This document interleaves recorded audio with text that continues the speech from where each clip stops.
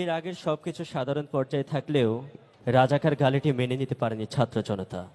Mobile device পেলে রাগে ক্ষোভে বেরিয়ে আসে সেই জ্যানজিরাও। হঠাৎ এমন এক ঘটনায় নড়ে চড়ে বসে দেশবাসী। সরকারের পক্ষে বিপক্ষে ঝড় ওঠে চায়ের কাপেও। মামা চা দাও তো। এ মামা এক কাপ চা দিও।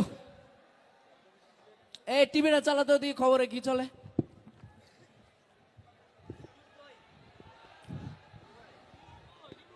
এই টিভিটা চালাস না? রিমোট বাই করে লই। তোর এতক্ষণ লাগে? এ মামা চা দিস। রিমোট পাইতাছি না তো। হ্যালো, আরে দে, হ্যাঁ ঠিক।